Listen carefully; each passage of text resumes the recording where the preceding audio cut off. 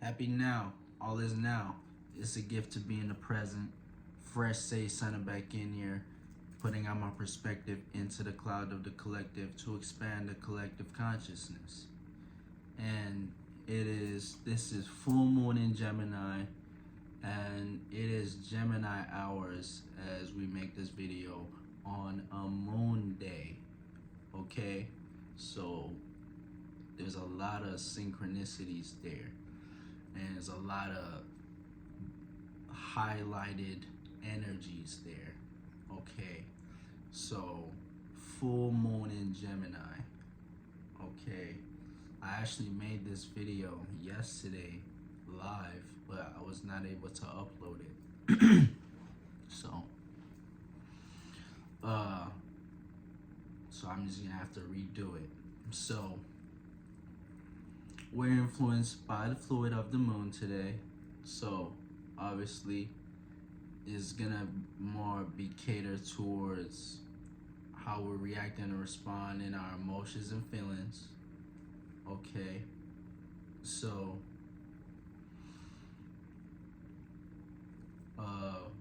what is a full moon? How we know a full moon?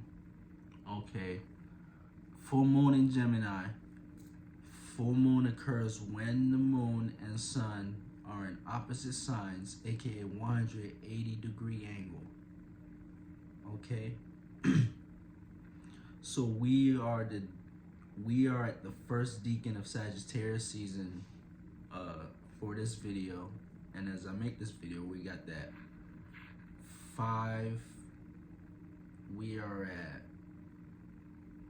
5.5 degree 10 minutes around there. Okay, so full moon affects us collectively emotionally. When you look up and see the moon, you see the moon fully. You see it fully. You don't see no halves, you don't see no quarter. You see it fully. Okay, meaning you should be fulfilled in the house that the moon is transiting in your natal chart. So basically, how you know if you fulfilled is basically if you planted good seeds or not. Okay, if you watered those emotions and really actually cared, and if you wanted to basically whatever you wanted to manifest, if you actually took the faith and works towards manifesting that towards the full moon, you know, you could be fulfilled and sitting in, you know, all the you know, emotional pleasures and all the internal substances that you manifest or gain from that, you know. But if you planted bad seeds and, you know, being washed up under the current of your emotions, you know, and letting your emotions dictate what you should be doing, you know, instead of you using your emotions, letting your emotions get the better of you, you know, you might not be fulfilled in the house the moon is currently full at in your house. And I was speaking about, when I was making this video, I was talking about subconsciously tending to all your houses. Okay, so I feel like even if you don't have planets in a house, for me, I'll speak for me. Even like my 11th house, I don't have planets in my 11th house, and that's where the full moon is at right now for me, you know. So it's like, but I can be fulfilled in that house because it's like I got Jupiter in my 7th house that's where I actually have planets and where I'm focusing at, you know. And it's like it that Jupiter, my 7th house in Aquarius, and that basically gives me, you know, the wisdom and knowledge and the experiences to be able to have, you know, all that this basically trines my 11th house, you know. Jupiter would be trining the moon for me, you know, right now. You know, so I got that experiences and the gifts to in that realm of the associates, the not behind the scenes, but unfamiliar people, places, and esoteric, far out, you know, and unique groups of individuals. Okay?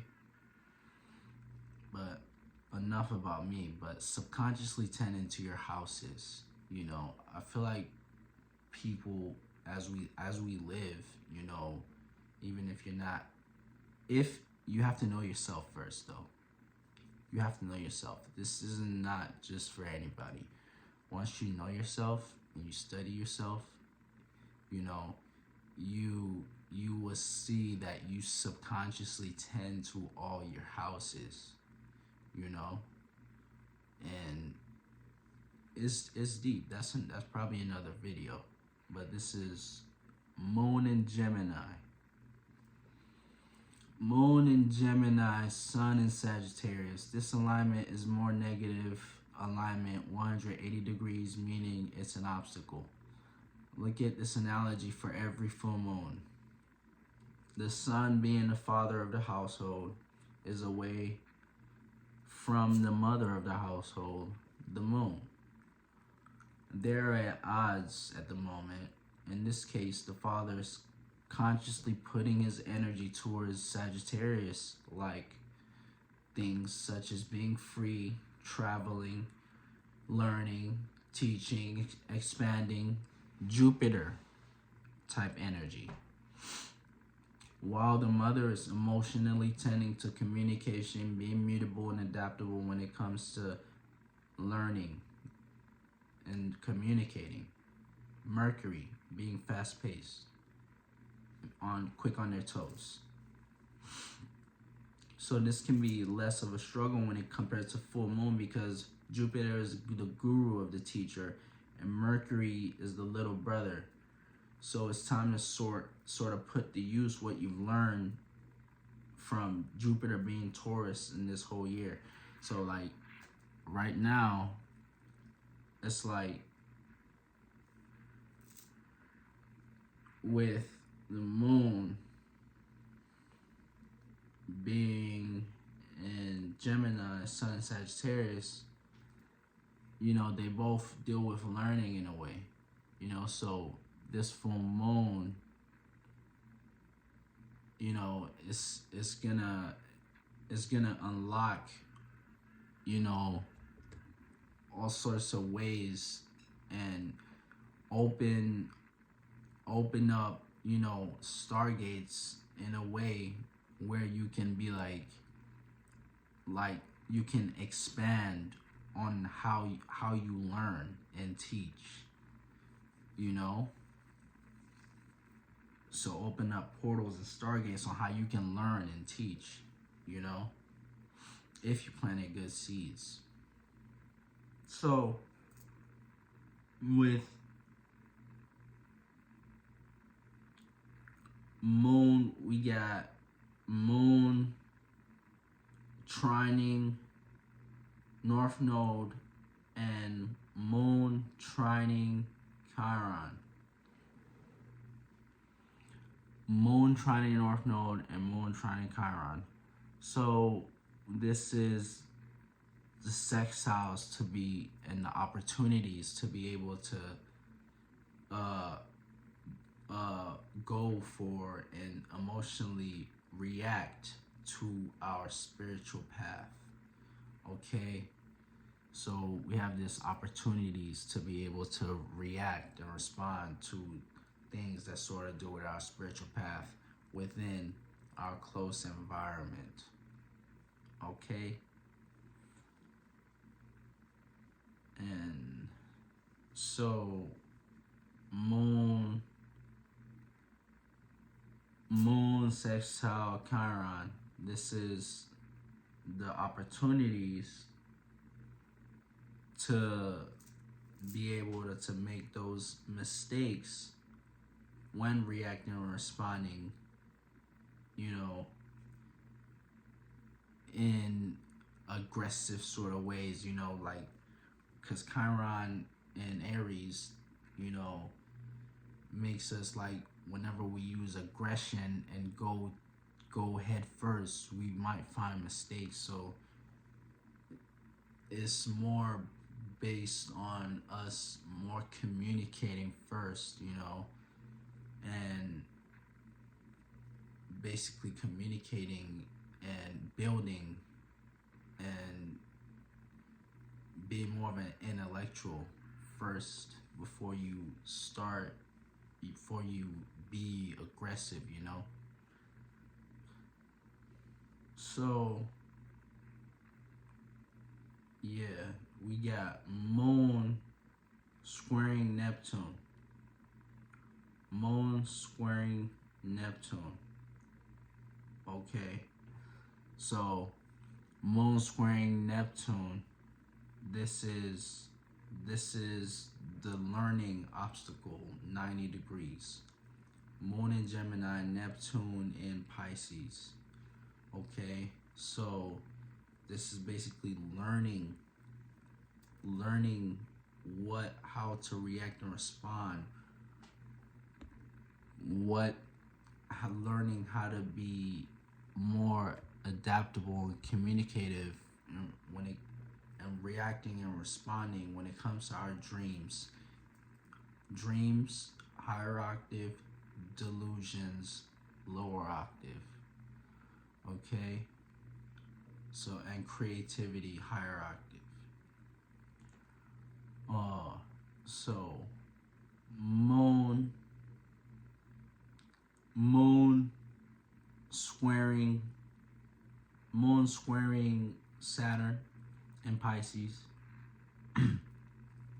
Moon squaring Saturn in Pisces. Or it's gonna square Saturn in Pisces, but I'm just going to say that because it's going get there. Moon squaring Saturn in Pisces. It's like with this is the learning processes. The learning process, 90-degree angle when it comes to learning how to react and respond, being adaptable and communicative, and learning and respond when it comes to our what brings us stability and security and discipline in our life. Okay, where we need to be more serious at. Okay, so we're learning where we need to be more serious at on an emotional level, how we can react and respond, you know, and how we can take more serious towards our dreams, at least, because Saturn's in Pisces. Okay, so we got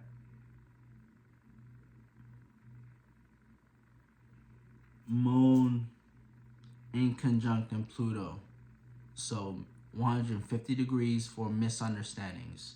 So it's Moon in conjunct in Pluto. It's misunderstanding how to react and respond in a communicative and adaptable way towards our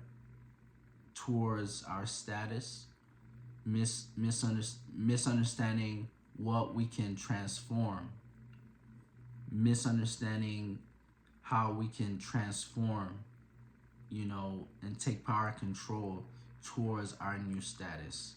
So it's basically with Moon being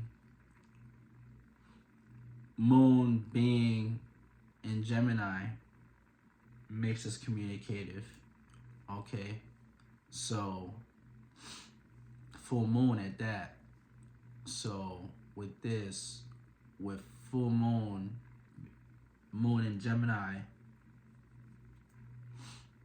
making this 150-degree angle towards Pluto, makes us misunderstand. Like I made this, like it makes us like with your close. Let's say you have this analogy, with you want to be an astronaut, but it's like, but to take power and control over that, to have that new status of being an astronaut, you have to communicate. Okay, but however, this is you're in this scenario with Moon being in Gemini, you're communicating and you're emotionally reacting and responding towards this in your close environment and people you know. And unless you got some connections, ain't nobody you don't know nobody that's gonna give you tips on how to be an astronaut. You don't. So this is the misunderstanding how we can take power and control over our status. Okay? So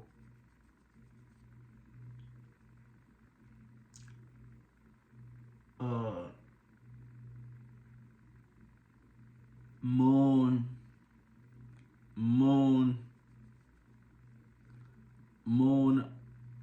making an opposition 180 degrees to Mercury. So we emotionally are at odds with what we are thinking. Our mind and our emotions are opposite towards are more at opposite, in the sky, when Moon being our emotions and Mercury being our mind and how we think and process thoughts is more opposite. So you might find people, emotionally saying something but not really feeling, not really coming from their heart type shit, saying something but not really it coming from their heart. So yeah.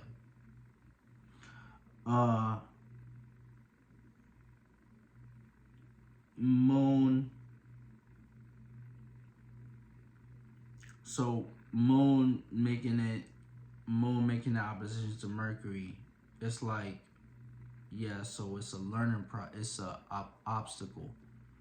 So the obstacle is to, the obstacle is learning what you can basically, how to come off more genuine, come off with the sun being in Jupiter, not Jupiter, but Sagittarius as well. It's being more honest and light, okay, We just left Scorpio season. You know, we're not in the dark no more. You know? So it's just like to be more genuine. Okay? So Moon, speaking of that, Moon opposed the Sun. I already broke that down. Moon opposed Mars. Okay? Moon opposed Mars, 180 degree for an obstacle. Okay? So it's our emotions. We emotionally are at odds with Mars. Our passions, willpower, motivations, and intentions. Okay? So emotionally, it's like we're passionately into, you know, learning and teaching and growing at this time. You know, the Moon, she get around. She get around like every sign. You know, faster than the Sun. You know. So right now we got the Sun in the same household as Mercury and what's the name? Mars. Okay? So this is like in their opposite. You know, so I see it as the father, the little brother, and the big brother staying in one house, and the mother is off learning and communicating while the rest of them is the other three is teaching, preaching, growing in a passionate way with their ego, with their vitality, consciously, and communicating about it, you know. So yeah, we also got Moon trine Venus. Okay, we got Moon trine Venus. This is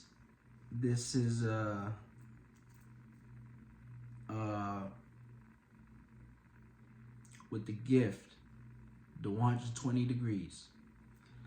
So we have this gift to be able to be emotionally react and respond towards our what we love and what brings us pleasure in our life. Okay, so yeah, with Venus being in Libra, and it's in that third decan, so it's more dealing with Gemini or Mercury. So it's like more communicative about love, you know, more communicative about things you love. You can speak about the things you love for days right now, you know. So yeah, that's gonna be it. Fresh Sage signing out. Catch you next now.